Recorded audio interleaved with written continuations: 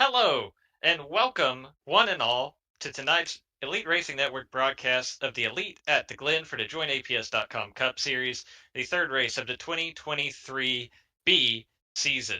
I'm Zach Evans. I'm not a voice you're used to hearing here on Wednesday nights on the Elite Racing Network. Once again, have Dave Huckleberry punching buttons. You're used to hearing Alex Ned right now, who I promise you is way better at this job than I am. But unfortunately, he has decided to go to a Beyonce concert tonight. And honestly, who can blame him, right? Like Sure. we that's a totally understandable decision, and I'm not going to judge him at all for that. So instead, you're stuck with me, myself, and I. And to celebrate Alex's absence, Dave here has dared me to how many times I can work in Beyonce song titles into this broadcast. If you're a keen observer, I've already got one in. So Dave's in trouble because he's got to donate $1 to a charity of my choice. You already know, if you know me, you already know my choice for this broadcast every time I work in those Beyonce song titles. But enough about us. Let's talk about the race tonight, Dave. Let's get those pre-race graphics up here as qualifying's wrapping up here for the Elite at the Glen. As you can see, using the Cup layout tonight here at Watkins Glen, 2.4 miles around. That track temperature, that's what jumps out at me at the moment. 116 degrees Fahrenheit. It's got to be hot. It's got to be slick for 61 laps here around Watkins Glen. Roughly 150 miles the distance for tonight's race. As qualifying is wrapping up right about now, we should have a starting lineup for you here shortly.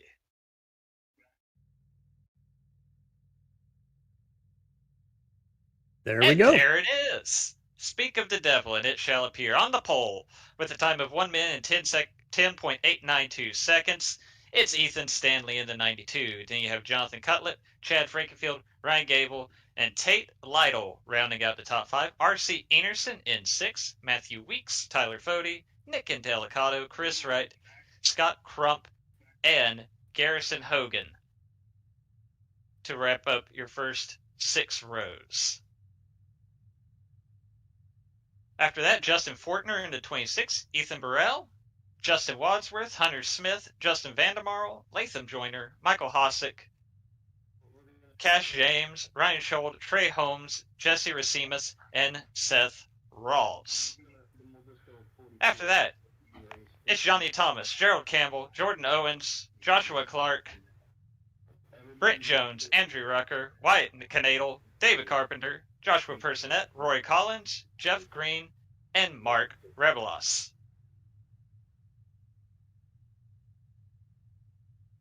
Wrapping up the field, we have Casey Hatch, Robert Hill, Caleb Thompson, Michael Goodman, Richard Hines, Kyle Henshaw, Mark Murphy, Braxton DeWeese, Harrison Talon, Kynan Jones, and Dylan Song. I don't know if all of those guys are actually starting with us tonight. That's what's showing up on the graphic at the very least. I know a couple of those people were not in the lobby during the qualifying session. Only 42 of those drivers took time in qualifying. Yeah, the one I'm So hearing through the driver chat is Harrison Talon will not start for sure. I don't think Kynan Jones or Dylan Thompson. 44, I believe, is what we're going to. 44 starters tonight for the Elite at the Glen. As waiting out the formation process here, should have pace laps here momentarily.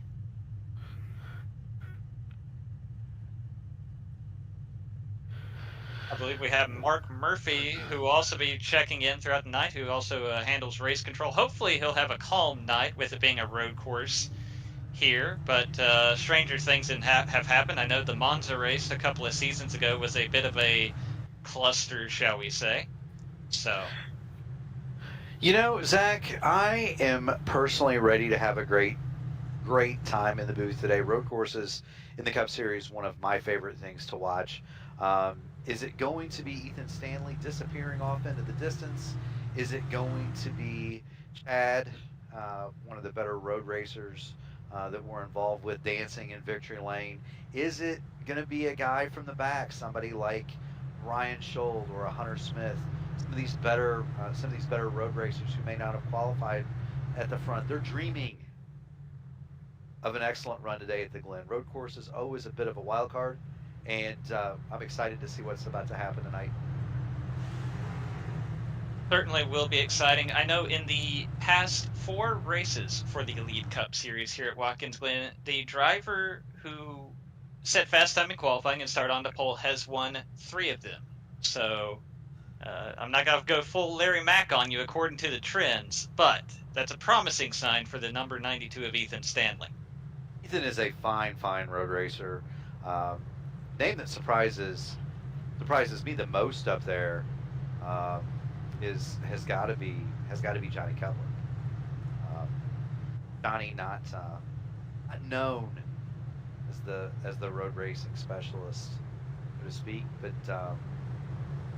put in a fine performance in qualifying today. Um, he's got a lot of energy, he's got a lot of pizzazz. We're looking forward to seeing what he can do up front in his number 5. As the field works its way into the final 2 corners here at Watkins Glen, the pace car will be pulling off after this last right-hander, and then we will be underway for 61 laps of racing in the joinaps.com Cup Series here at Watkins Glen. There's the pace car making the right-hand turn. Field under the control of pole sitter Ethan Stanley, and we are underway. Good looking formation as they come across the start-finish line, 2 wide, all the way down into turn number 1. It looks like Ethan Stanley gets the drop on Johnny just a little bit. Chad's going to go underneath him. They touch door to door a little bit. Chad's going to get by on the inside. Everybody's safely through turn 1 so far. Nice, clean start to this race. As we look further back a little bit, that's Jonathan Cutlip. R.C. Enerson in the 50, always one to watch here at the road courses here in Elite. He's going side by side with Ryan Gable in the 01. A couple of guys who both have multiple road course wins here in the Cup Series. Leaders now snake their way through the bus stop. Ooh, got people off. Bus stop. Got people off in the bus stop here. Trying to get back to see it. 1, 2, 3, 4. There's a couple of cars stopped. Looks like everybody's going to get going again. Is that Jesse Racimus, maybe? I believe that's a 70 on the side of that car. Yep. And then that was one of the, I believe one of the Little Eagle racing cars that was pulling away. Maybe Ryan Schultz. We'll get another look at here on the Mark Rebelas relay machine. It is Schultz. You've got Rory Collins moving slowly away. No yellow. Everybody. Whoa, Racimus. Racimus came flying down through there. My. Yeah, not sure what would have happened there. That almost looks like some kind of issue, because he was already against the inside wall. Either he terribly misjudged the braking zone for the opening lap, or he had a dramatic issue with his equipment of some description, because he came sailing in from Ithaca.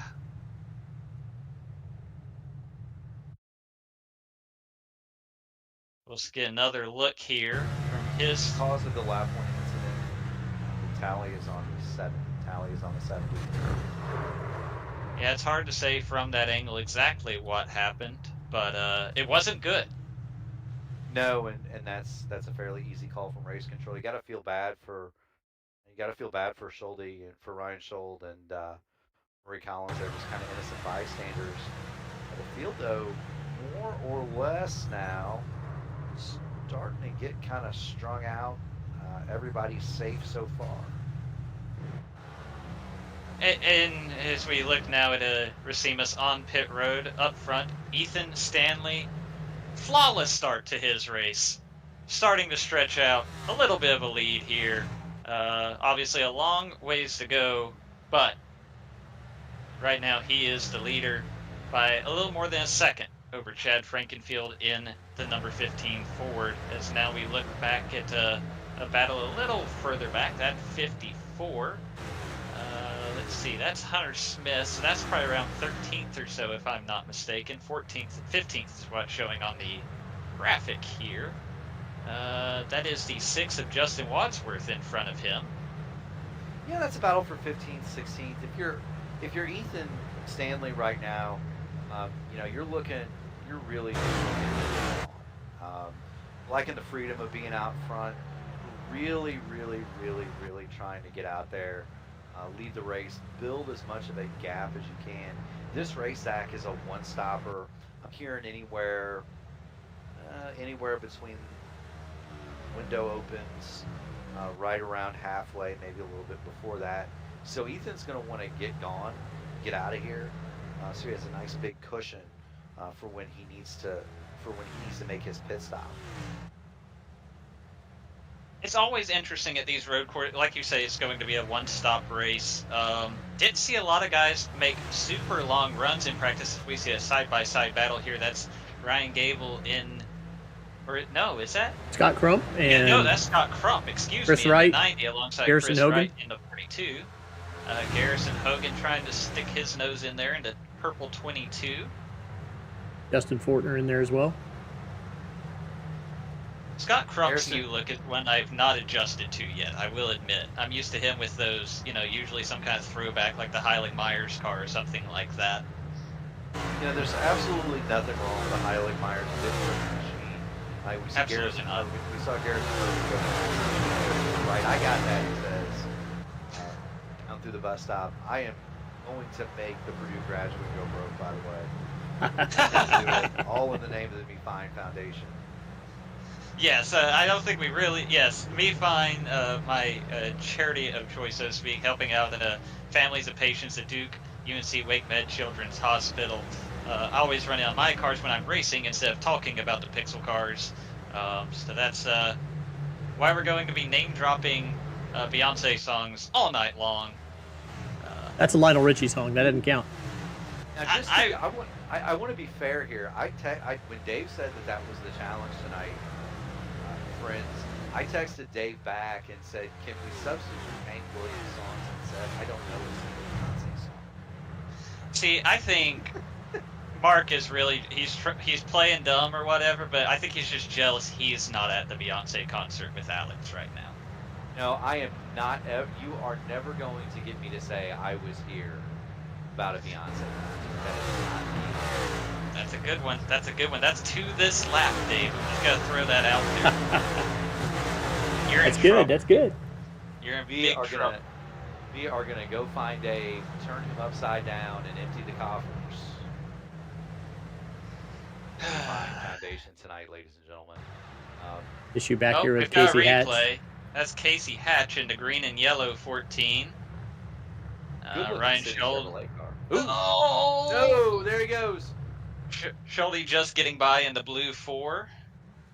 I already warned Dave that one was gonna be like the free bingo, this free space on the bingo card. Blue being a song title. I was gonna have to talk about blue car at some point tonight. So got that out of the way. That was not even fair. That was not even fair. Now, if you're watching a stock car race on TV and you hear them talking about wheel hop, a short track, or at a road course, that, ladies and gentlemen, was a textbook example of what wheel hop is. Looks like Casey got down in there, gets on the brakes too hard. He's downshifting. The speed of the car and the speed of the downshifts don't match. Rear wheels lock up. Good job by Casey. Car off the racing surface, so we continue green. Definitely appreciate that. Ethan Stanley, by the way, is he's getting gone. Up over 2 seconds now. RC is in third. He's another couple of seconds behind. And then you really got some distance back to Tate Lytle, then Gavel, then Cutlip. All those cars are pretty evenly spaced out. Fody, 7, he's another second back, another couple of seconds back to Weeks. These guys are all pretty even. The road course, by the way, the strategy is a little bit different, Zach. This is one of those deals where you want to be the first car on pit road in the window. Right. It's funny how that works at the road courses, or even some of the longer ovals. If the pit stops work out, places like Pocono or things like that, where if you're not in danger of losing a lap, it helps to go ahead and get that pit stop out of the way, get on the fresher tires, which I understand isn't as much of a factor with the next gen car, but certainly still helps, especially if you've been on a set of tires for 25, 30 laps, and get out and get those tires up to temp and start clicking off some fast laps while your competition is still out there struggling on the older tires. Well, and that's the thing is, tires in this car are very durable, very, Yes. very durable. So, since the tires in this thing are Fred Flintstone, rock hard type deals, are we going to even see guys change tires? Little Birdie told me we might see people take no tires because they may be they actually may be faster on the old tires. If you don't take them already up to temperature, you don't have to spend that lap or two Right. skating around on cold tires. That could be a pretty good deal as we ride on board with Hunter Smith. I would not be surprised, especially as we see looking at the ticker, Ethan Stanley lead closing in on 2.5 seconds. Somebody's going to try it, right? Somebody's going to take that gamble, or maybe even, if and try, because what else are they got to do? You have to try something where you're not going to win the race. So we'll see how that all plays out as we get closer, but we're still, a good 20 laps away or so before we see anybody come to pit road here Still at Watkins Glen. Still watching Smith chase down Fortner as we head back into the Marco Violets replay machine, and here, oh boy. Oh no. That's a hard lick. It is. It's a hard lick. Casey's going to pull it down, and he's going to tow it. Again, good move from Casey Hatch. But that's going to be a night ender for him. At least a broken toe link there. Those toe links, they are not irreplaceable, but they do take a long time to replace. It's not a good sign for your evening if you do break a toe link. So speaking of Watkins Glen and pit strategy and why pitting at the opening of the window matters. Okay. Speaking of that, I can tell you when that trend in NASCAR Cup racing started and why. Okay. So, As we see, Jesse Racimus, this is, you know what? This is what you're seeing here is he knew. I wonder how much of this was he was going to miss the chicane, or how much of this was I don't want to be messing around with the leaders right now, because he sits here for a long time. A lot of both, and that's a good move from Jesse. I've done that before myself. I did that in the 6 hours several times. If you know you're going to miss that sucker, just go straight, take the penalty, and go on. There's no reason to get involved in an accident.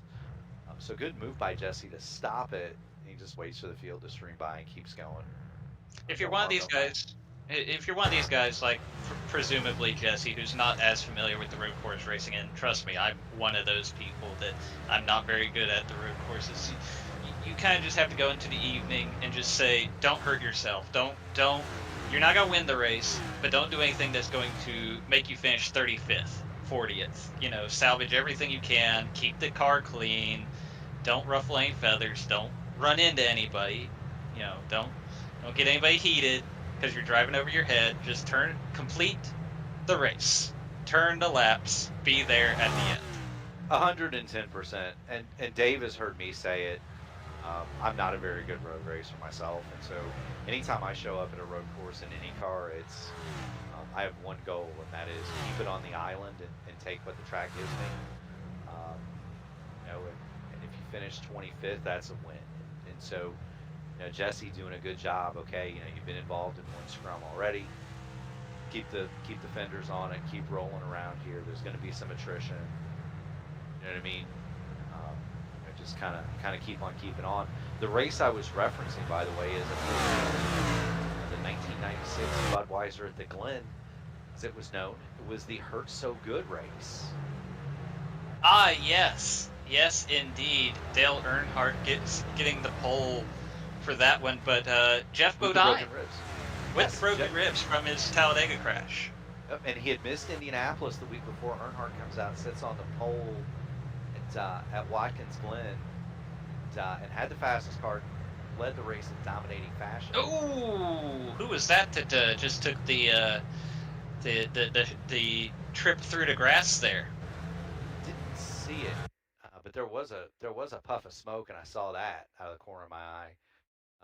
Looks like a blue car. Who is that? We locked up going into the bus stop, whoever it was. That Josh is Personette? Josh Personette. Well, he did a great job to get that back under control and stay out of the fence, so good on him. Just keep it on rolling. Yeah, so that was how Jeff Bodine got his track position in that race. Just by pitting at the beginning of the windows. Coming to pit road here. That looks like a I'm done. I'm done. Didn't go all the way to his stall. I feel like he's had a fill for the night. Yeah, and that may not have been his first time doing that. And Josh is a good guy. He's for sure. He's not naive about his own abilities. If you're not comfortable, it's sometimes best to just park it.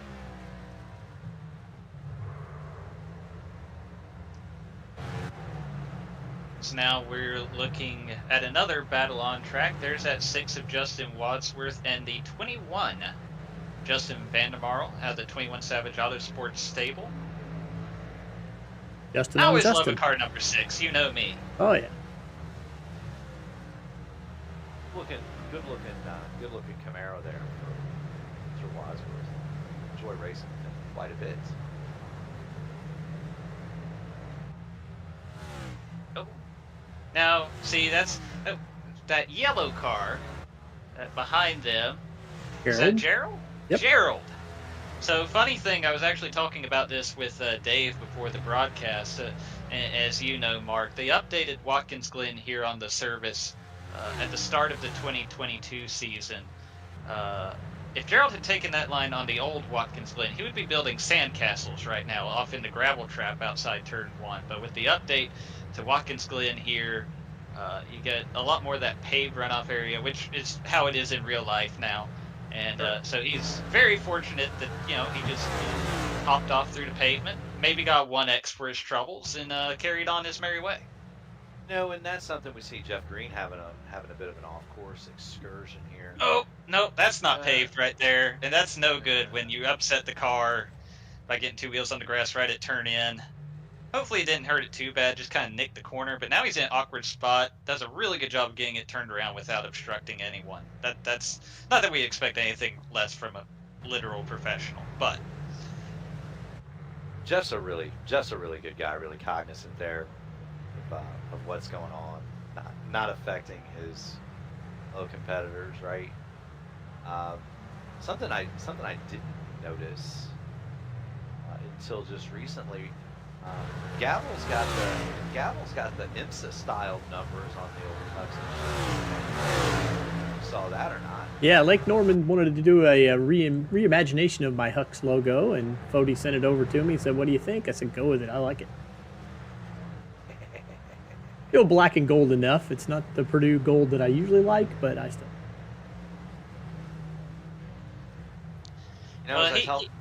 He's trying to pressure on Tate Lytle at the moment, but we got another car off in that runoff. The thing about the runoff that I like, of course, is you don't hurt the car. Right. I mean, you get off in there and you kind of go off course. Yeah, you slow down a little bit, but it's not a big deal. But it makes guys who aren't very good road racers really brave.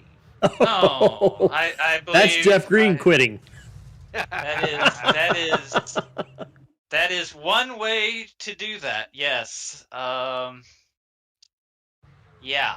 That is certainly a move to make sure your race is over. That's Jeff saying I've had enough, I think. He's done turning right for the night. And we didn't do much of that. In Southern Indiana. He's from just across the river from me. So Yes. do much of that. Just across the river is an entirely different world there. No, it depends on your definition of river, Dave, Zach. I live in South Bend, Mishawaka now. You have the St. Joseph River, which we got the 87 off on my screen here. He's going for a lurid slide off the nose of the 6. Oh, that's Richard Hines. He found one of the few spots of gravel that still exist here.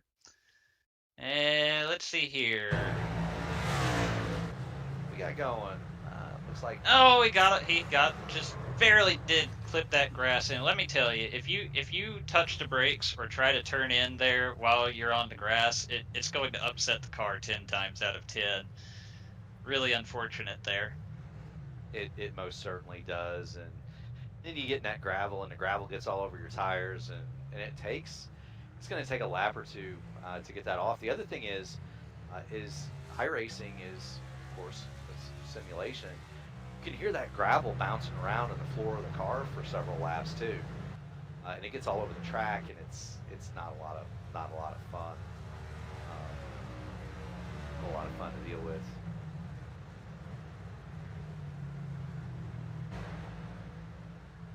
Let's see what Dave has us looking at here. That's Brent Jones. I'd recognize that name anywhere. Michael Hassett. Okay. Brent gets a little wide going through the bus stop there, but we're all good. I think he is going to say right here, you know what, Michael? You go ahead. You're a little bit quicker than me at the moment. Or I'm a little out of shape and need to get my car's or tires cooled down. Absolutely, and Michael Hossack is one of those guys he's very, very, very good at that roll around, kind of pick up point strategy. He's probably not going to be the fastest guy out here. He's noted as probably one of the smartest. He might be 29th now. I'd lay one of Dave's dollars in there and say he's probably going to wind up in the upper half, because he won't throw this. He won't throw it away. He'll roll around and finish. To pick up as many valuable points as possible. I wonder if Brent's hit it. dropping like crazy. Yeah, he's blinking in and out. Oh, gotcha. Yep. That is unfortunate. Yeah, his quality's down to 41 and driving. I would be surprised if we don't see. Oh, Brent. I see where he's supposed to be. We saw sparks there. Yeah, that's where. Yes, that is. Dropped. Yeah, that's. Yeah. You hate to see that, and so that means packet drop. That means he is gone. He is completely disconnected. He's even. Oh wait, no, that's kind of showing up as out on the ticker. So let me catch myself before I say that. But certainly Brent is going to lose a lap or two here while trying to get logged back in. Something that I'm kind of watching on my screen here. We've got a battle brewing for 12th. Justin Fortner and Hunter Smith caught Chris Wright. So there's going to be a battle for 12th coming here pretty soon. Fortner, of course, in that IMSP machine. Hunter Smith and Warriors for Peace car chasing down the racing chicken special. It's not quite the chicken's chicken nonetheless. Best chicken to South, I've heard. No, I enjoy my Stroker Ace cars. I really do. I think that you and I may have needed some paint on one of those at some point. We might have. But Fortner and Smith have been rolling through this field together. When last we saw them, they were 16th, 17th, 18th, and you see Fortner here. He's going for 12th. We suspect that Hunter's going to follow him right on through there. Both of them guys, really good, really solid road racers. They've been very accomplished over-wheel drivers. So you're going to see that experience come to the forefront here. Maybe not greatest in outright speed over one lane, but they certainly know how to get the most out of one of these things over the life of a run, and just very good, solid road racers. We'd say Hunter's probably going to be by here in a lap. This might be best advised to let it go. It's one of those things. If it's me, and Zach, maybe you're the same or different, but if it's me and I'm on a track like this and I get a guy behind me that's all over my rear deck lid, I'm probably gonna let it go.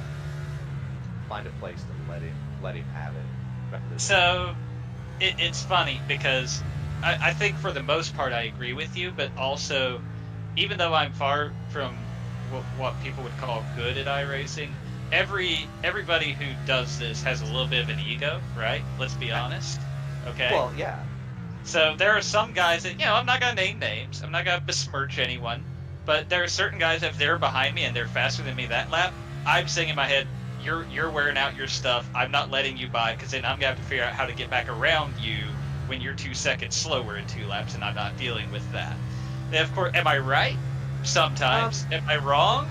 Sometimes. But you look at sometimes you look at that name that's running behind you. You say, you know what? I don't. No, I'm not gonna let you by. There is a mental ledger of guys that maybe this guy's run over you, or maybe he's caused something, or maybe he's done you dirty. It might have been 6 months ago. But you might not give it to him. I'm surprised Chris is putting up this much of a fight against Hunter. I don't think Hunter's done anything bad to anybody in his life, but Chris is hanging in there strong. The thing that you have to be worried about is if you're right and you're overdriving your stuff, then you're only hurting yourself, right? Yeah, you're only hurting yourself. Is it? Do I win the battle, lose the war here? They've got a pretty healthy advantage over. They got a pretty healthy advantage over the next car behind them. So if it was me, I'd probably hang in there and save my stuff and let it go. And some obviously every team's setup is a little different. Some guys it's just them and whatever is on their screen and the iRacing spotter. Some guys are talking to teammates. Some guys even have, crew chiefs or team strategists or whatever. And, maybe sometimes it helps to have a voice on the radio that can help give you that big picture. Because I promise you right now, neither of them see it. What Chris Wright sees right now is he wants to catch back up to Justin Fortner, and he wants to hold off the 54. And maybe, like you say, you bring it, well, there's a nice little gap he could slide in behind. I guarantee he's not thinking about that right now. No, he's not, and he doesn't have anybody in his ear, and that's something that I like when I drive. I do have the crew from Black Magic Designs, Andy Dunwoody. He's been known to take up that spot for me, so is Trace did. The thing with me, though, is I don't like a lot of information about what's going on around me. I like to hear the big picture. So this would be a spot where Andy might be saying, hey, he's faster, let him go. So obviously doesn't have that, or if he does, it's not signed into his... Yeah, his only teammate left in the race is Gerald Campbell, who's back behind him in 18. The other two, Casey Hatch, I believe, was his teammate who has dropped. And who was with Mountain Man, I think? Dylan Thomas, who's also out of the race. Speaking of the big picture, as I'm looking at timing and scoring here on one of my many screens I have going on between looking at the broadcast, looking at timing and scoring, looking at my own feed of the race, looking at where I'm racking up how much money Dave will owe me after the race. I do want to give a shout out to Braxton DeWeese, running into 23rd spot right now. He's on the rise up the chart here. He's gained 22 positions according to the timing and scoring screen here, and it looks like he's just worked his way around Johnny Thomas actually. So definitely a good run so far for the 13, who I know is a fan favorite here in the YouTube chat. Yeah, and I think he started at the back because of a qualifying issue. So he started dead last and 44th. So yeah, he didn't start where his speed matched, but he's got a lot of work ahead of him.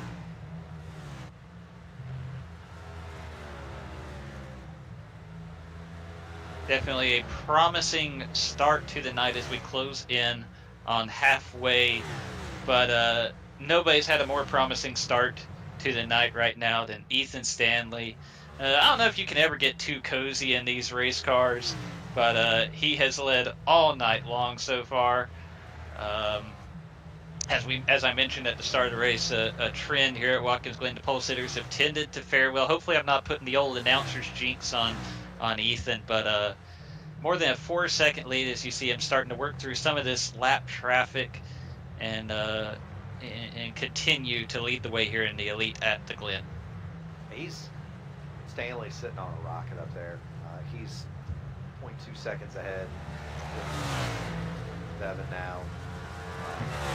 He's ever so slightly pulling away. And for me, as this develops, is there's really almost 3 tiers in this race. You got Ethan and Chad. Really, RC seem the only other two that are able to even stay in the same zip code.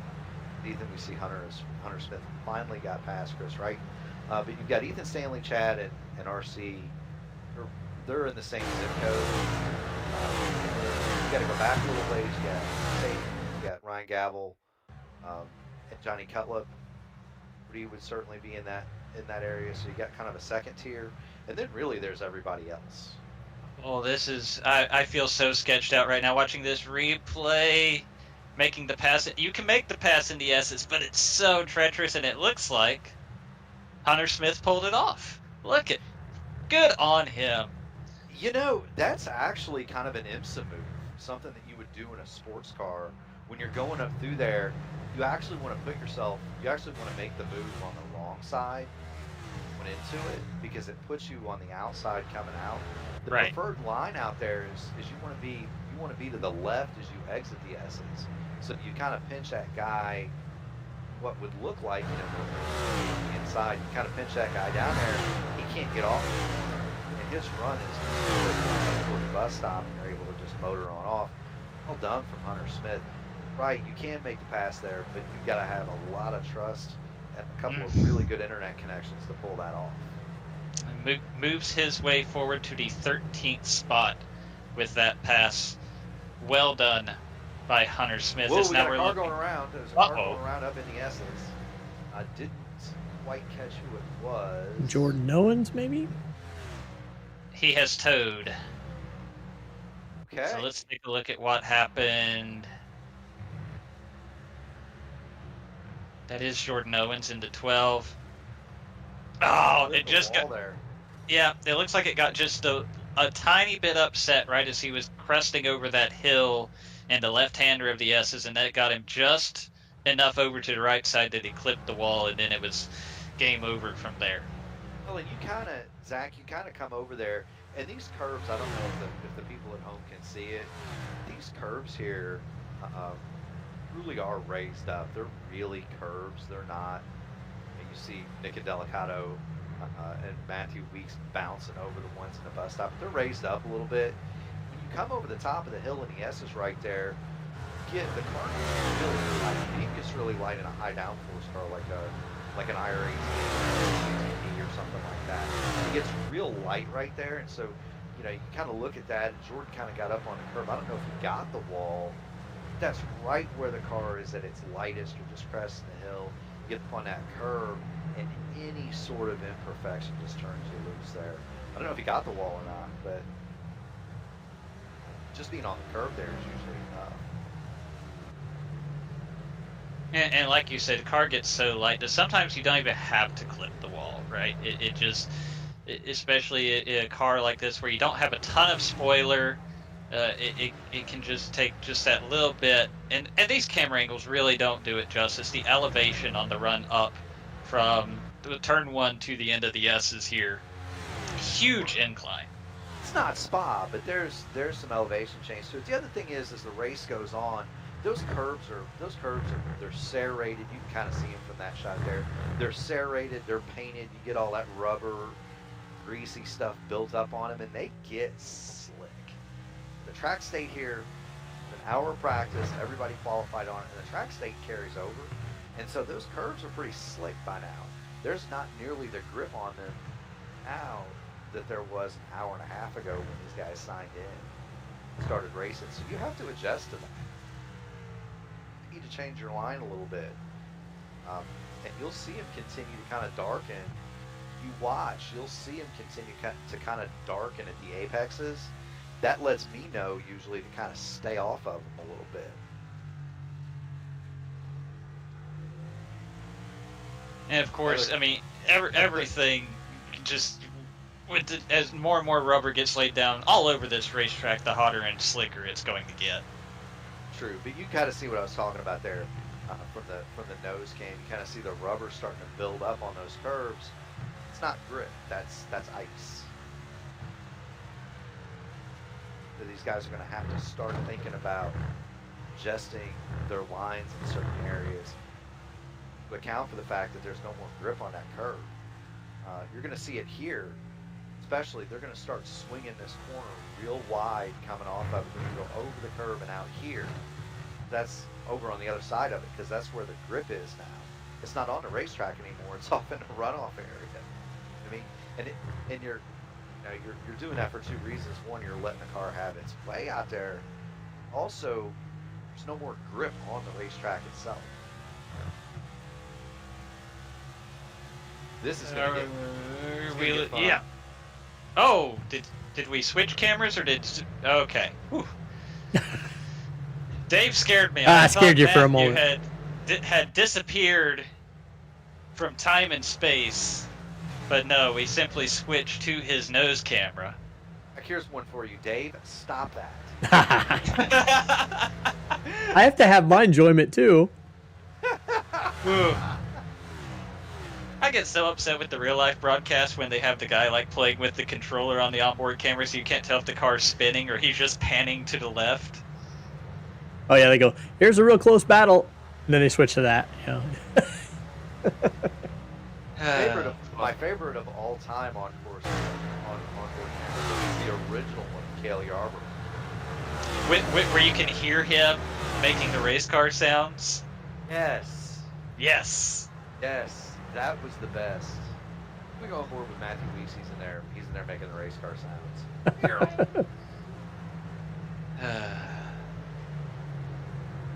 I mean, who we got pit. Oh yeah, we're about halfway. It's time for those pit stops. Who is this we're looking at here? Is that Tyler Fody? That is Fody on pit road. Also Ryan Gavel, who's certainly scheduled service now, guys. So let's see, do the jacks go up for these guys? Do they take the tires or do they stick with what they have? I didn't see any tires go on. I didn't see it either. You'll be able to look at the time and scoring and see how long these pit stops were. That'll probably be a hint as well. But I feel like they did not take tires. They're not. Ethan Burrell is. 7 is. 37, we saw the right, or the left side rather. I'm all backwards. Pit stops are kind of backwards here at Watkins Glen compared to what we're used to seeing in stock cars, but you saw both sides go up there for 37. So now we're about to see our fresh tires, a sweet dream or a beautiful nightmare here at Watkins Glen. Oh, twofer. I'm thinking about this. I don't know that the times are going to be that much different on the pit stops because these guys are going to be getting low on gas.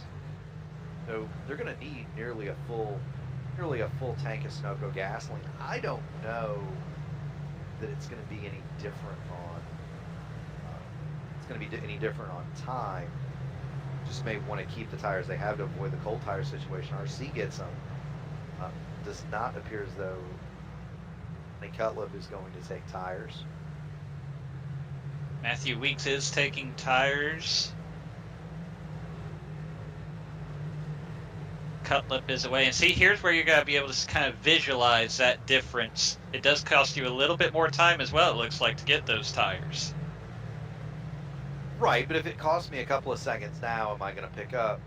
Right. Half a second a lap late in the day when the tires for these guys that have been gas only are gone. That's the trade-off. It is. We see Tate Lytle's coming to pit lane now. He's peeled away. So you can look and see what the lap times were before the pits between Weeks and Crump, and then we'll be able to see Weeks took tires and Crump didn't. Ooh. Weeks locked up a little bit there going into the bus stop, but now look at where he's been able to work his way underneath Crump, going through the carousel here, or at least I call it the carousel. Some people call it the outer loop, but no, that's tires though. So that's where the tires is through that area of the course. Most of these corners at Watkins Glen are 90 degrees start stop kind of deals. Bus stop and the bus stop in the outer loop or carousel, if you will, Zach, that's where those tires are going to show up. This is as well. Now Weeks, his aren't up to temperature yet. He just stops. This is out lap. Yeah, and Crump would be on hot tires. So it's not going to show up here for a couple of laps at least. the tires in this next gen car, they take a lap or two to get up to operating temperature. They're not a dream until they're a couple of laps old.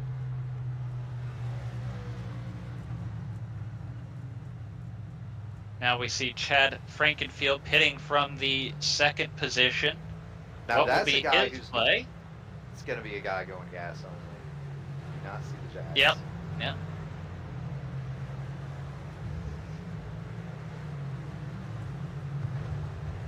Garrison Hogan also coming down pit road. We see back there in the purple car.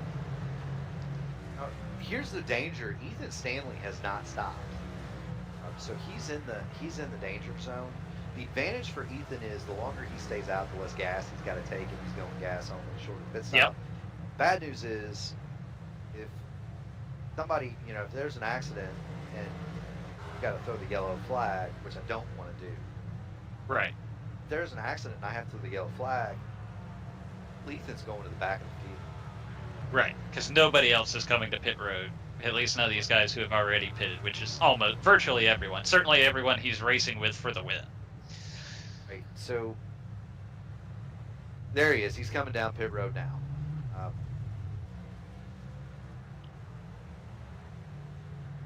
That was I don't know that I'd have stayed out that long if I was him, but he's gonna get away with it. It looks like. Certainly, he's on pit road now. Got Garrison Hogan going through the grass on both sides of the inner loop. Stanley does not take tires, it appears. And we now have a new leader, but I feel it is safe to say Nick Indelicato has not pitted yet. Correct. He is not, and neither is Hunter. So there you go. So as it stands, Ethan is about 6 seconds ahead of Chad in what will effectively be the battle for the lead once these last two cars pit. Now here's the race between the race within the race and little things people don't pick up on. One of the reasons if you're Hunter Smith and make a head out of it, you might stay out here is you were racing around people and you're behind a guy that might be holding you up a little bit, so you're going to stay out. Tires don't matter. You're going to stay out, try to gap them.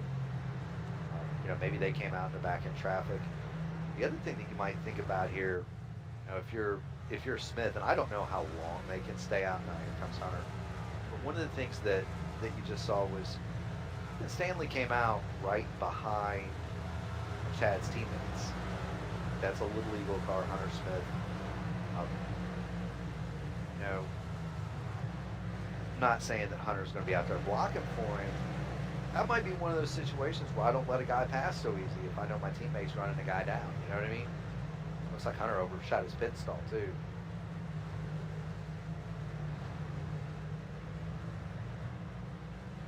Indelicato rolling off pit road here. Looks like he's still got a slot there somewhere in the top 10. We got a car off in the fence there, going up the S's. I don't know who that is.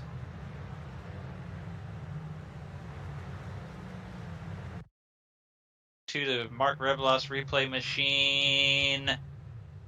The 62 collecting the tire bundle there. Drives away.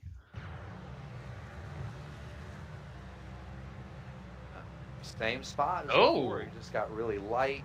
Oh, and poor Ryan Ryan. had nowhere He to did go. nothing. No, he did nothing wrong there. Just caught Andrew Rucker at a bad time as he was bouncing off the guardrail.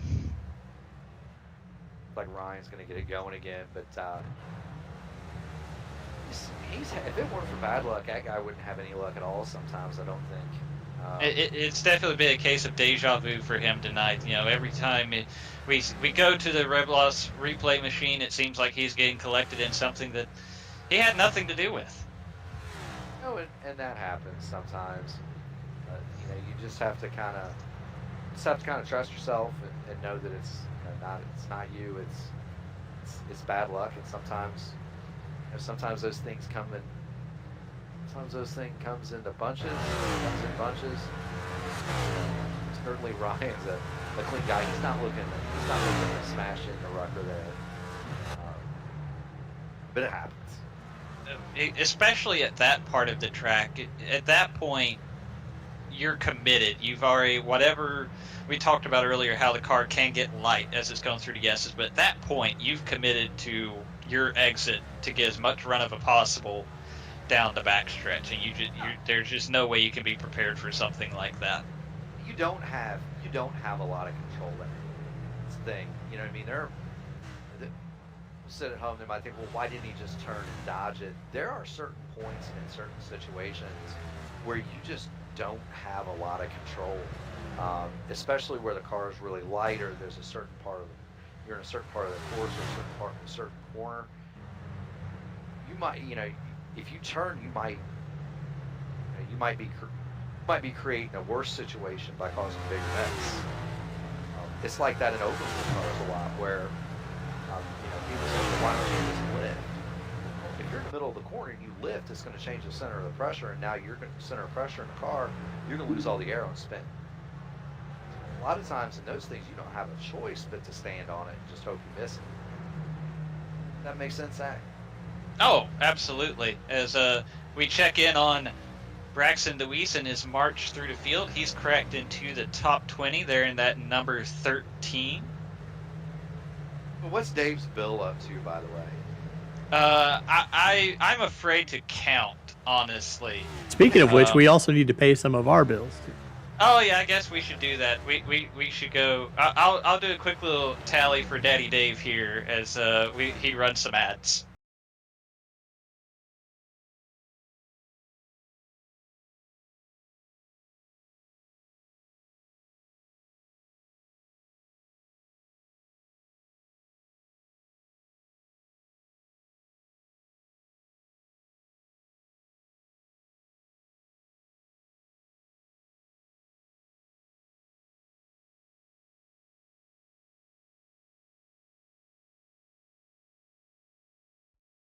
Racing isn't easy, but experiencing it is. iRacing puts you in the driver's seat with the industry's leading sim racing game. Drive on laser scan replicas of the greatest racing circuits from around the world.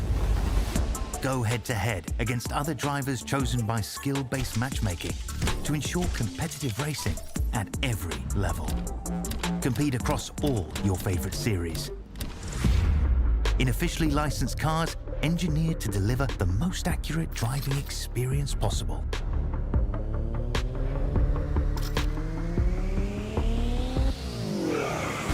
Join a race or host your own with players from across the globe. Race against the computer or in a league with friends. Feel the thrill behind the wheel. Visit iRacing.com.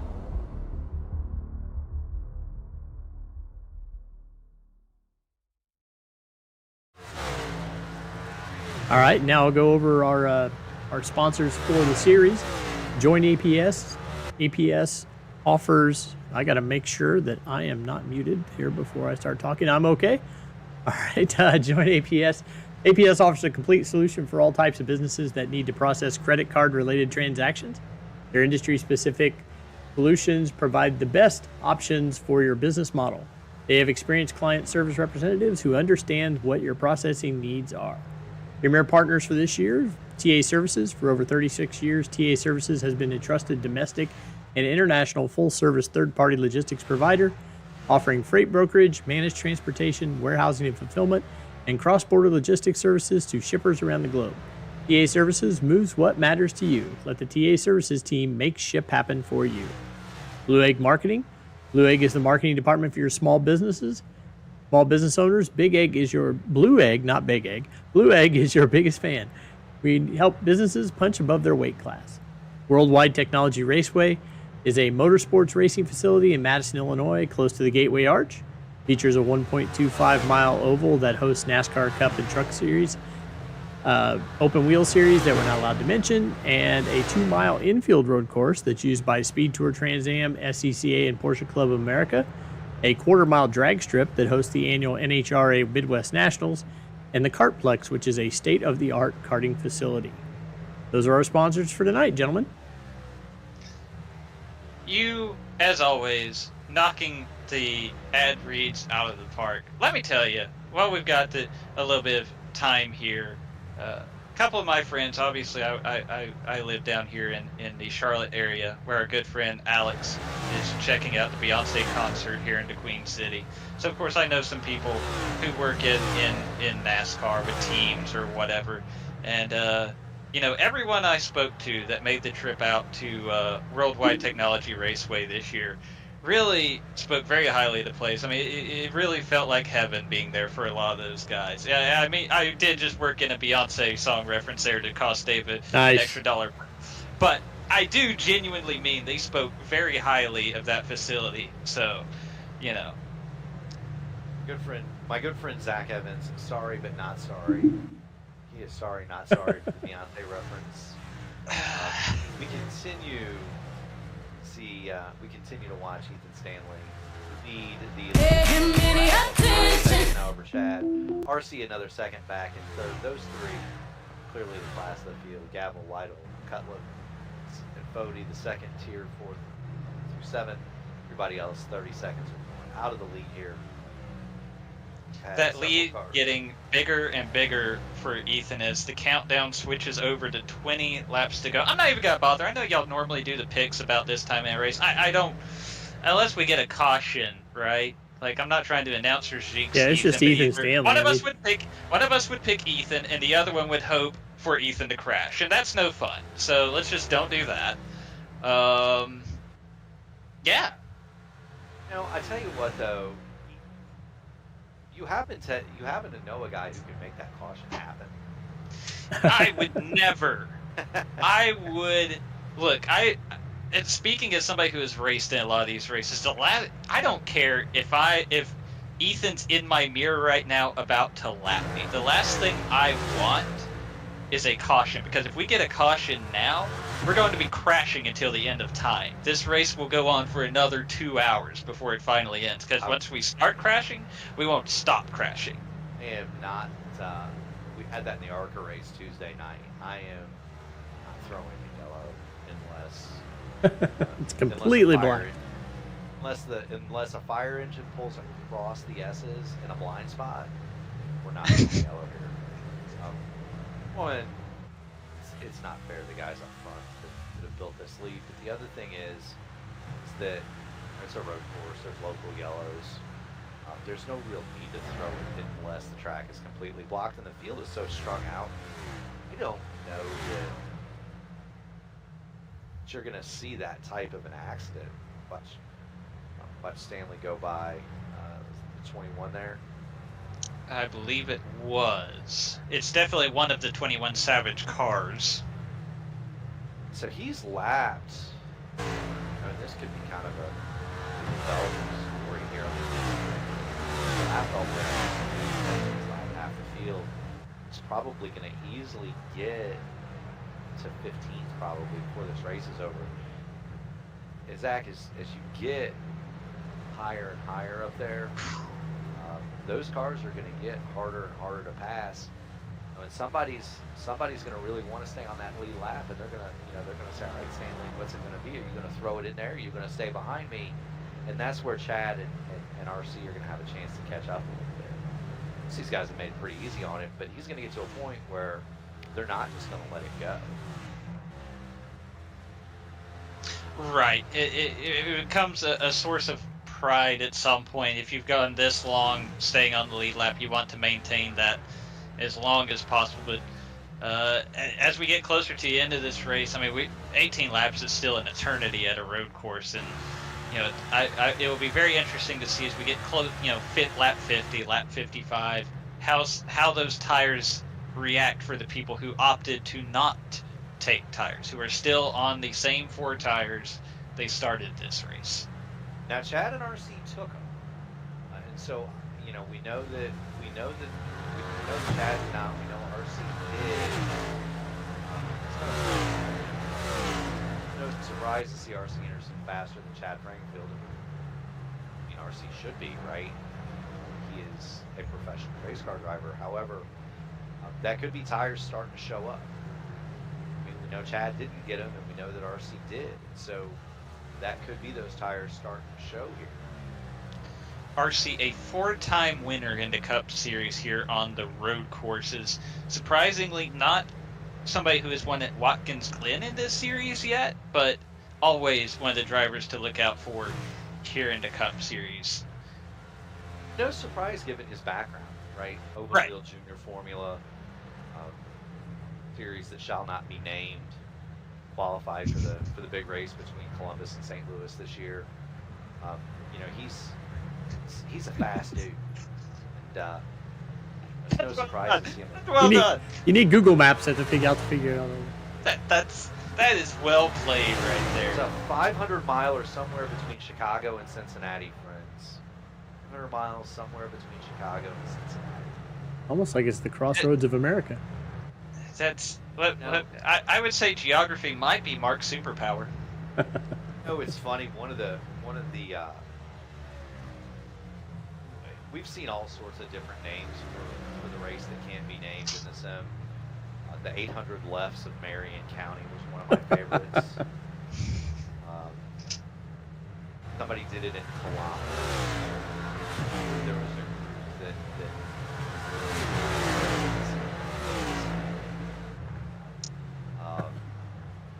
you know, all sorts of different things. I like to call it the big oval between Columbus and St. Louis.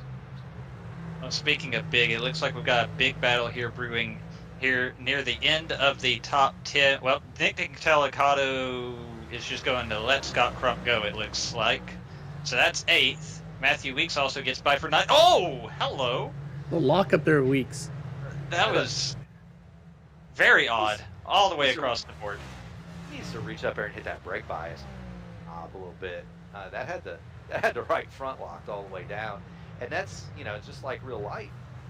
That's gonna put a lot of heat and a lot of stress on his big front tire. He's gonna have to back it down and cool that guy down a little bit.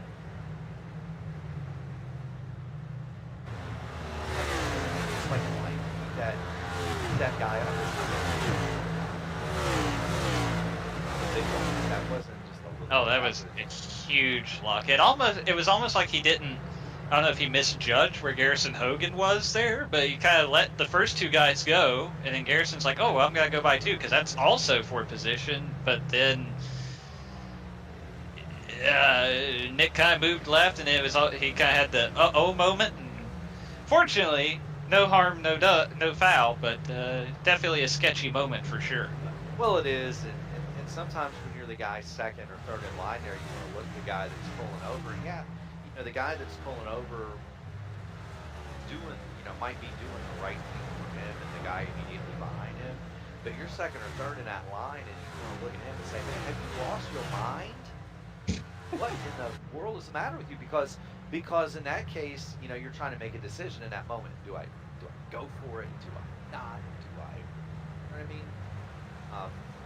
It's just a sketchy situation when you get close to corner entry like that and you're trying to make a decision. Is he going to come back? Is he going to get in front of you? Is he going to stay down there?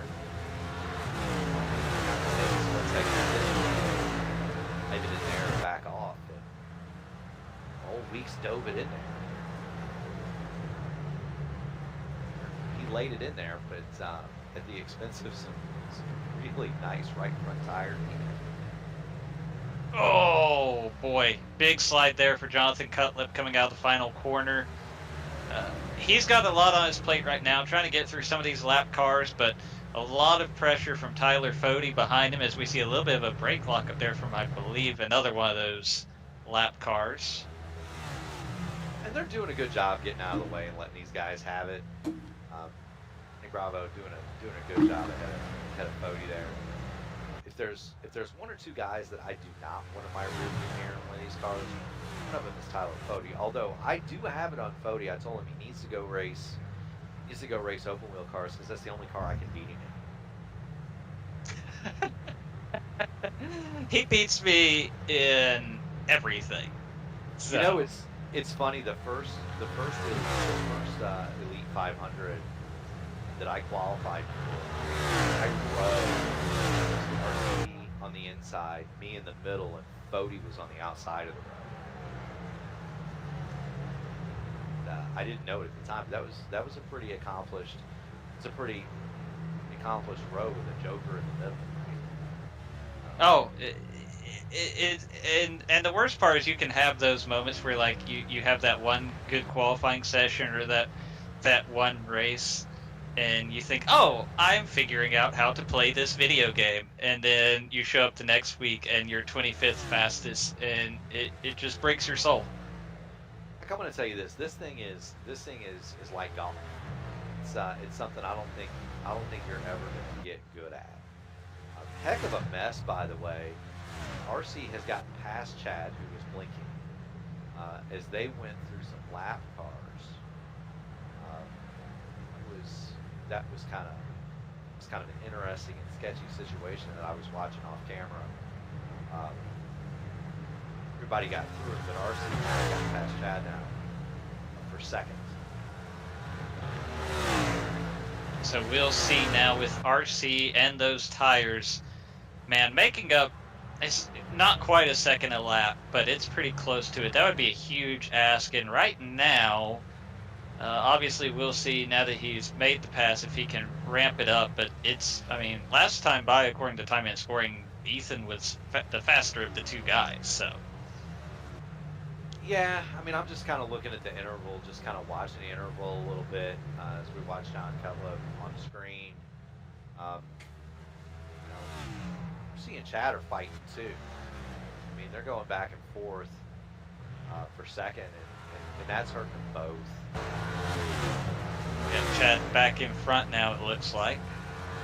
Made the move through the bus stop. And that's just going to hurt them both. RC would probably rather Chad get out of the way, because it looked like for a half lap or so he was going to be able to start running it down, but those points of pride. You want to get every position you can get. RC not running for the championship. Chad is. Here you go. And at this point, they probably. I don't know that you'd say you completely given up the chance to win, but it's far more likely that this is the best position you're gonna fight for tonight, right? So obviously, Chad's not gonna roll over and let him have it. RC's got to do everything he can to get it. That's probably the battle we're gonna have to watch here as we get into the final 10 laps of the race. Yeah, and look, RC's a smart guy. He knows I was running for a championship here too. So you're gonna know, and I'm like this. You're gonna know. Okay, that guy in front of me, that guy behind me. It's like I'm gonna take extra care not to do anything crazy here to hurt me. You can see RC is probably quicker. Also, he's not going to do anything wild behind Chad to cause any sort of an incident. Play devil's advocate, though. If they were flipped, would the other person give you that same consideration? Ooh, a little bit swirly there for RC under braking for turn 1. Yep. No, they would. No, you wouldn't. If that was two cars in front of Frankenfield that weren't racing for a championship, they would be Chad White or DSs. Are you familiar with the term Chad White?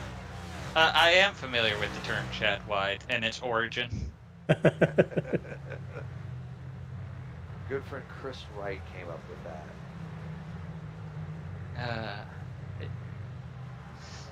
Yes, definitely. At least on that night, Chris Wright was no angel in the broadcast booth, but it's given us quite the comedic bit to work with since then. Is Chris Wright ever an angel? That's the question. No. I've definitely dealt with worse, right? Yeah. I've definitely dealt with worse. As we take a look at Chris Wright, right? He's Yeah. been battling him and Hunter Smith have been battling for this entire race. They can't get away from one another. They trade some paint there. Hunter takes the position.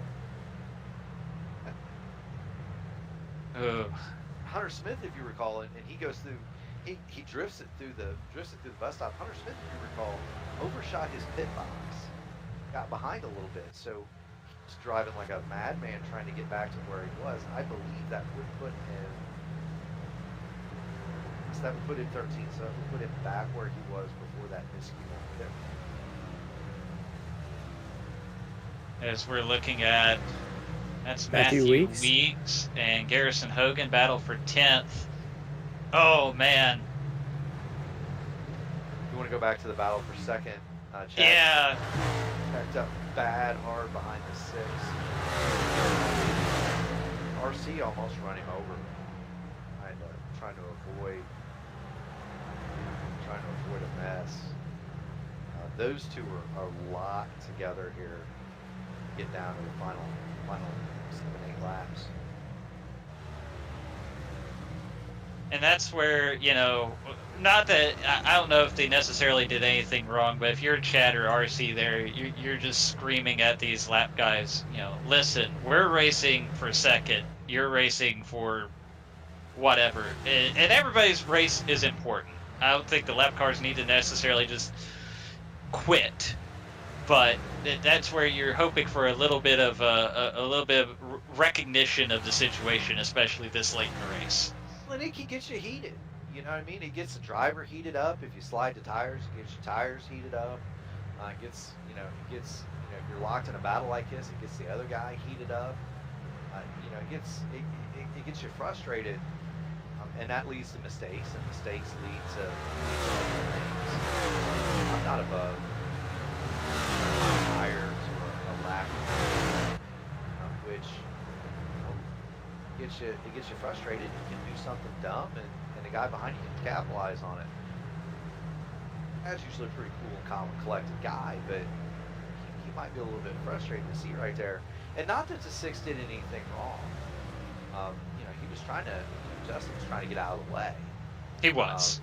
He was trying to get out of the way. But it's one of those deals where nobody did anything wrong, and everybody's mad, right?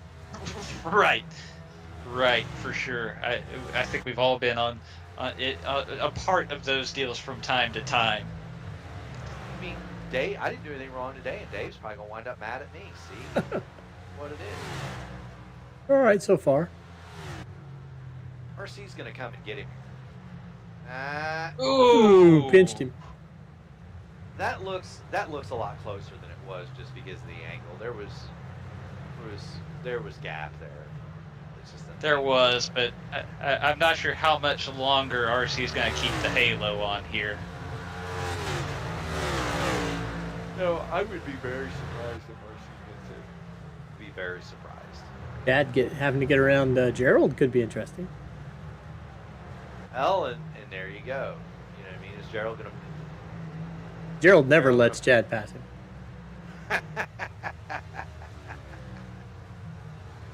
It don't matter how many positions are involved. Harold would also probably have a hard time pronouncing some of these Beyonce song titles. That's true. Whoa! Oh, look at that. Okay, yeah, he Olay! So that's fine. He proved me wrong. Yeah. Gerald must have took his meds today. He's an easy man.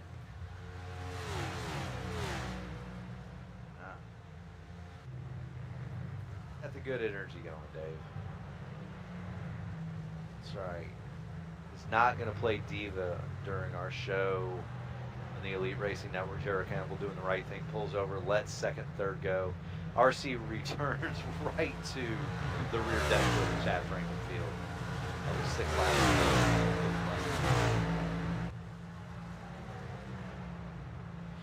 Zach, would you be in favor of them running the full course here, the boot, or do you think they need to stick to this stock car layout here?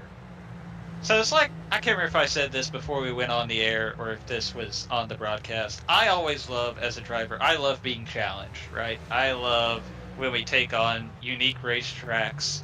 I love, going to places that maybe stock cars don't normally run, or maybe they shouldn't run.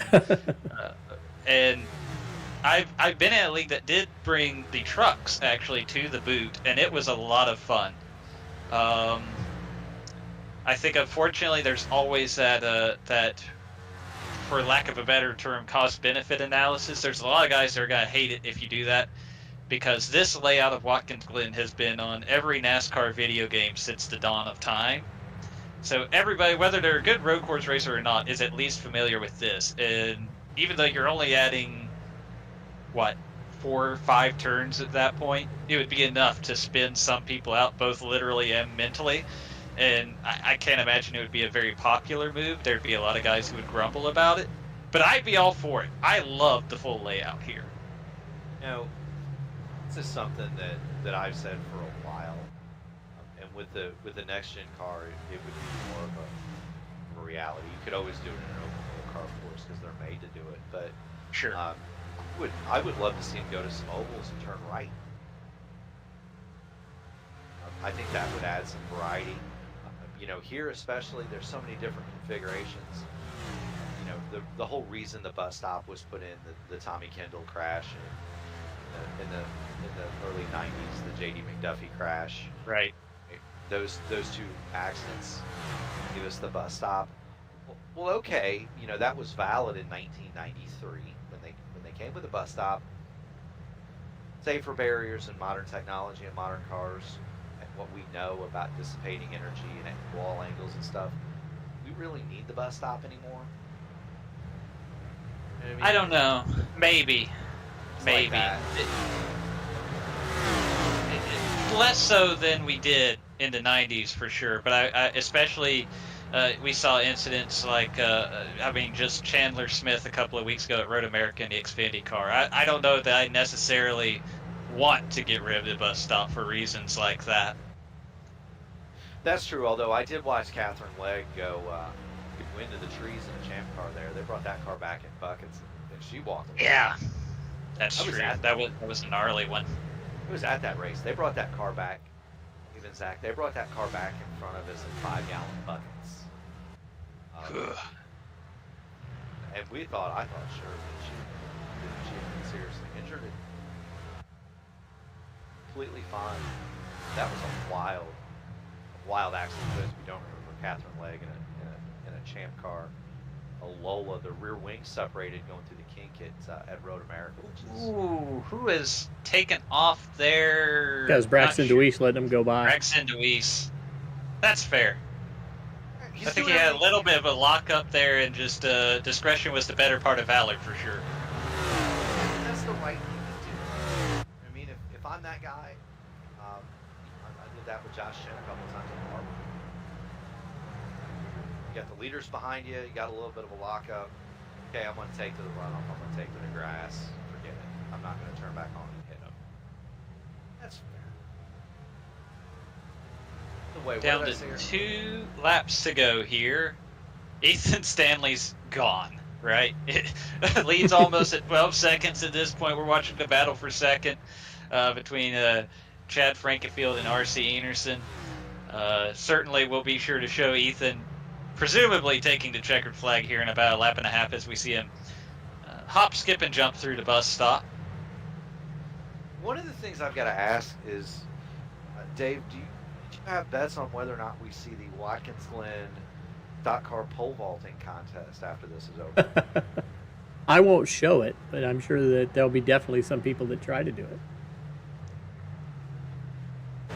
Dave, There's usually quite the automobile party in the runoff area of Turn 1 after these races.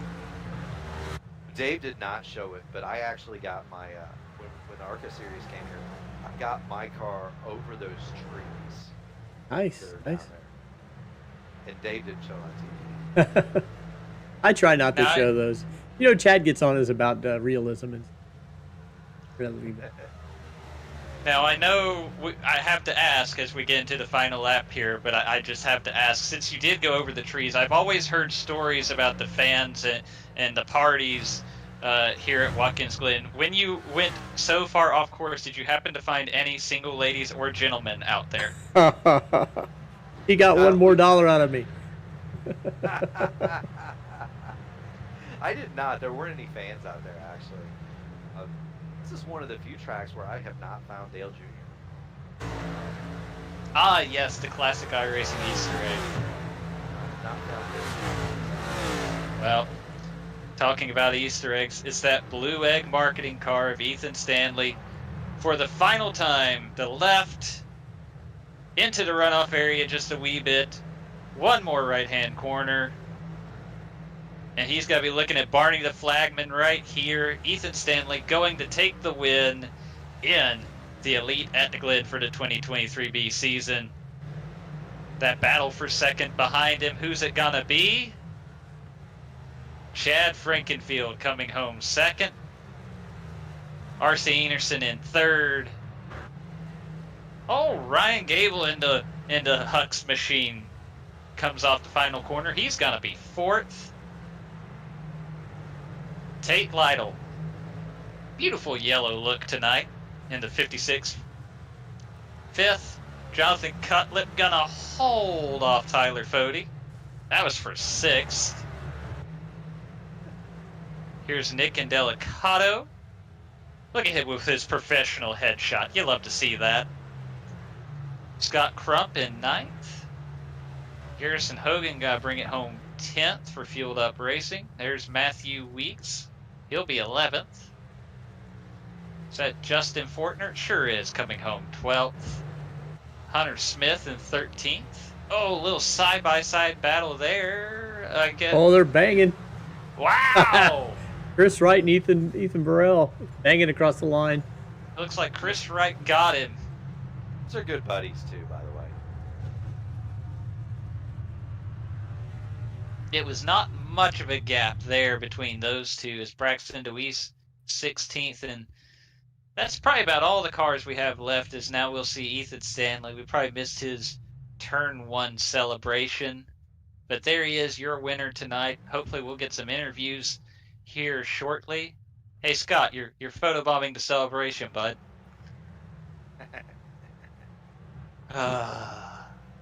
What a night of racing here with Elite at Watkins Glen.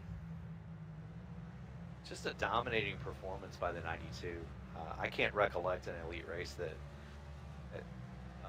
went like this in quite a long time. Normally they're pretty close, and any one of 10 or 20 guys can win the thing. This one, very much a flag to flag, just very much just a flag to flag tour de force in how to drive a road course from Ethan Stanley in a next gen car. Drove that thing like a Cadillac car. I see there, and there's why Dave didn't want to show turn one. There goes one over there. Yeah. We're gonna need a medic for Dave Carpenter. His spirit is no longer with us. Fody doing donuts. Ring the alarm for sure. It's a lot of fun when you get down there doing that stuff. We got Ethan and RC down in the interview room. Yeah, just Going RC first. You're the You're producer, boss. Mr. Producer. There It's you your go. show. And See, here, Anderson, go for it. Anderson, you got Mark Murphy, Zach Evans, Dave Huckleberry up in the booth. How you doing? Great. How are you guys? No, we're doing pretty good. Fine, third place, podium finish. How was it trying to figure a way around Chad there? Looked like it got a little interesting with some lap cars there at the end. Yeah, lap traffic played a huge role in that. I mean, I think I had the overall pace that Chad had, like a little bit more than what he had, but it's just so tough to get by. And just after I did get by, I had a really bad run up the S's. And I mean, the fact that we went side by side through the bus stop together was awesome. I think I only got a 0x, like in a portion of it where we just rubbed a bit, but to race him that clean and to race him that hard at a road course, you don't see that very often, especially on the sim. So it was a lot of fun. I tried to do my best there at the end to get a good run to go up the S's, and I just got a bit too wide, and I got that slowdown penalty. I was like, no, that's the end of it there.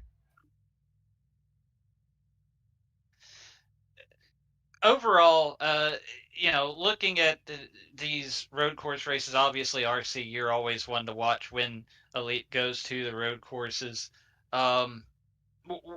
with, probably the biggest difference for my experience, at least with the series, is not having, stuff like the fun flag tonight. How much do you think that played a role in how the night played out? I think it definitely let it sort out more pace wise rather than a bit more on the racing side. I do enjoy the fun flag on the stage, and it throws a little bit of strategy in there. I mean, there's just a lot of strategy in general for this race. I mean, a lot of people took tires, like I took tires, and I know a lot of the Lake Norman guys did not take tires. So there's some strategy there. It just kind of depended. But I mean, when you throw the fun flag and the stage cautions in there, you got a lot of people doing a lot of different things. So even though you're leading all the way up to stage one, some people could have pitted, and you're going to all of a sudden restart in fifth. So how do you maneuver that? And it makes things a little more interesting for me. So I think it's a little bit more fun when we have that. A little bit more less, where people are going to finish. But overall, I think tonight was pretty great. I think there's a lot of battles. I mean, you just look at qualifying. It's very rare we see a road course where like you got 10, 15 people within a second of lap time. All right, RC, before we let it go, who do you have to thank for this podium finish tonight? Pro Edge, those guys are amazing. We have so much fun in Discord, and I just enjoy doing this so much with them. And we push each other to go quicker. You guys up here in the booth, you guys do an amazing job. Lucas Oil School of Racing, they're all over all my cars this season. And and Chad for everything he does for this league. It's hard to run. I think he's adding a fifth or sixth series or something like that right now. So it's gonna be that's basically a full-time job, and the fact that he's got a full-time job and still does all this for us so we can all get together and go racing multiple times a week, it's pretty great. And obviously, again, thanks to Chad running me super clean and having a good battle tonight. So that I think that's it. Thanks. Well, thanks so much to RC Anderson for joining us in the booth. Next up, Mr. Chad Frankenfield, second place today. Chad, what was it like seeing the 50 in your mirror and having a true professional wear you down there? It was probably the most exhausting 60 laps. Just because you had to be absolutely on the limit the entire time. It was definitely interesting, but it was definitely a blast too at the same time. I gotta ask before I turn you over to Zach. RC took tires. You and Ethan did not. If you had to do it all over again, would you take the tires or not take the tires? I wouldn't have taken tires. They didn't really do anything. I don't know what it was or what it is with this car specifically, but like I ran my fastest laps of the race at the end of the race, and it was consistent. I don't know. Again, I don't know what it is with these tires. It's like they heat up, and then once the track cools off and you have the temp, I don't know. I think it's just obviously it's something they need to work on here. But no, I wouldn't have changed it because I think if we would have gotten the yellow and had a little bit of a stint there at the end, I think I might have had a little bit of pace on Ethan. So I don't think I would have changed anything. Talking about Ethan, there's always the guys that we know to watch out for at the road courses here in Elite, but now that's back-to-back wins at the road courses for Ethan. What's it gonna take to get out in front of him when you go to Montreal later this season? I don't know. He's it's like we go through rotations with Elite. It's early in Elite. I was the guy that you can almost guarantee I was gonna win, and then it was Tucker. And then it was RC, and what I think what happens is you give all these guys, and the same thing on the ovals is everybody just picks their game up, and it's just making everybody so much better. Our first year in Cup here, I was winning the road courses by 40 seconds. That's not happening anymore. That doesn't happen. It's just right now I think Ethan is the edge in everybody, and I think he's going to be tough to beat. no matter where we go on the road courses. It's just the way it is. I mean, our next one is the Chicago Street Course in Xfinity, so there's tons of variables in that race. And then obviously Montreal is going to be another one where you might get a yellow or two just because the track is so tight. So it's just tough. I mean, he just plugs away and he doesn't make mistakes. So it's tough to beat someone like that. Before we let you go, Chad, who do you have to thank for this finish tonight?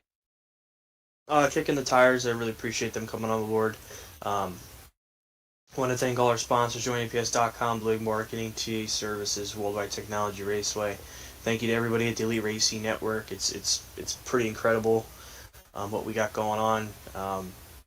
Between Dave, Robert, you coming in big tonight to help us out, Alex, Chris Wright, Mark jumping in like he does, Gerald. I mean, all our guys across the board. Chris, I think I said Chris.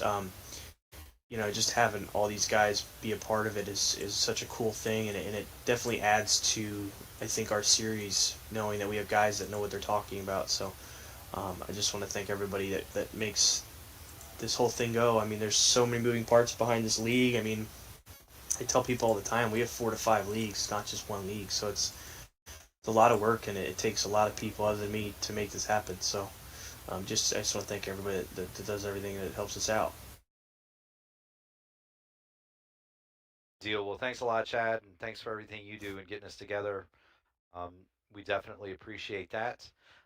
Go enjoy a very hard-fought second place, and we'll see you tomorrow night for the one that I have circled, brother. Yes, sir. It's going to be a fun one tomorrow. 500 miles in Michigan is always an epic race, so I'll see you guys tomorrow. Absolutely, sir. Chad Frankenfield, second place in the Elite at the Glen. And next up, we have the man of the hour, Ethan Stanley. He took the lead at the start, the pole, and then for the next 60 lap had everybody else out behind the shed for what can only be called a dominating victory. Mr. Stanley, do you have any tips driving road courses? There's some serious guys in here that need to know.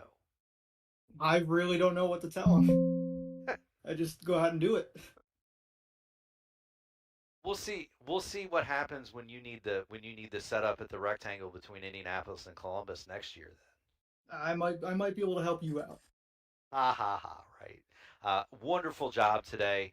Was there anything that happened in this race that didn't go according to your plan? I think it was about 15 laps in. I clipped the wall going to the bus stop, but I was able to hang on to it. Just went through the grass a little bit and kept going. But other than that, is pretty perfect. Really happy with that. Obviously, you had a pretty healthy lead by the time pit stops rolled around near the halfway mark. Lots of discussion about tires versus no tires, whether or not they helped that much at the end of the race. Chad even seemed to feel like he was faster on the old tires at the end of the race than he had been closing in on the halfway mark. Do you think there would have been more of a stress on that decision for you if it had been a closer race, or were you pretty content with your strategy? I was pretty confident that no tires was the way to go. Just because like last season at Sonoma, same thing. No tires was just dominant towards the end of the race, and yeah, I was able to just keep it on the road. And tires were a little bit worn at the end, but they brought me all the way to the finish. Before we let you go, Ethan, so you can celebrate this win, who do you have to thank for this performance tonight? Big shout out to Blue Egg Marketing. Also, IRAPS was on the team this season. Big shout out to the Lake Norman guys. We're having a great time in there. They had some decent finishes too. And just big shout out to you guys for doing the broadcast. It was a long race. And just shout out to everybody that makes the league run. It was a long race, but it was an enjoyable one, and certainly enjoyable to watch your performance tonight. Congratulations, Ethan. Thank you. Deal, Mr. Stanley. Congratulations again, and enjoy it, my friend. Yeah, thank you, Mark. Welcome. Well, it is safe to say tonight it was Ethan Stanley running the world here at Watkins Glen. Had to get you for one more day before we signed off. What's my tally? How much are we donating to charity? I've got you down for an even 40 with that one. All We may right. have to review the tape to verify that count, but that's what I'm looking at the moment. It was so much fun for me to get to do this. Road course racing makes an opportunity. Sometimes short tracks, it's but on road courses, super speedways where you've got long stretches of green flags, it's it's enjoyable for me to come up here and be able to talk to Dave and you Zach and Alex when he's here. I've got to thank my sponsors, Black Magic Designs, Raceverse, Little Eagle Racing, and all the people that support me. Had a lot of fun tonight with you guys. I'm glad to empty the Boilermakers pockets. As a Ball State grad, I can There's beef there. I see. Not much. We barely acknowledge their existence, so it's okay. There's within the Indiana Purdue rivalry within the state of Indiana. You've got Indiana, you've got Purdue. Ball State, we really don't care. We just enjoy the party. And right. So, Muncie was always the vacation destination for Purdue people. When we wanted to get off campus and let off some steam, then you drive over to Muncie. That's right, and we were good at blowing off that steam. But I'm always glad to help my fellow Hoosier empty his pockets in the name of charity. That's an awesome deal that you got going, Zach, with Me Fine, and I'm proud to support it when I can. And just see you in a race car a little bit more, brother. I haven't seen you around lately, but hope to see you a little bit more in the future. I don't know. Never say never. I've definitely scaled back my league appearances here lately. Still running a couple, and I've been dabbling more in open wheel cars that you can actually say by name on this service, like the Silver Crown and the Pavement Sprint car. So that's been my Mondays and Tuesday nights lately. But maybe I will admit the car I miss the most right now has been the Xfinity car. I might have to drop back in on some Monday nights in the future. We'll see. Deal. Well, always a pleasure with you guys. I thank you so much for having me up here. I'm gonna let the professionals finish it off. Oh, I don't know about a professional, but definitely appreciate you joining us tonight, Mark, and bringing in your insight as well as the voice of race control here with the Elite Cup Series. I'm hovering over the last button, so just say the word, Zach, and we're out of here. Well, I'm not going to hold you up anymore. I've spent enough of your money tonight on behalf of Me Fine, Dave. Thank you, everyone, for tuning in tonight on the Elite Racing Network. Fortunately, you have suffered my presence enough. Next week, Alex will be back for another action-packed Cup Series broadcast. Of course, as Mark mentioned, tomorrow have the audio cast, so to speak, for the Open Wheel Series turning 250 laps, 500 miles at the Michigan Speedway. So that should be a barn burner. On behalf of Mark, Dave pushing the buttons, I'm Zach. Good night, farewell, and remember, above all else, if you don't remember anything else from tonight, just know God made you beautiful. Good night. That's another $1, Dave.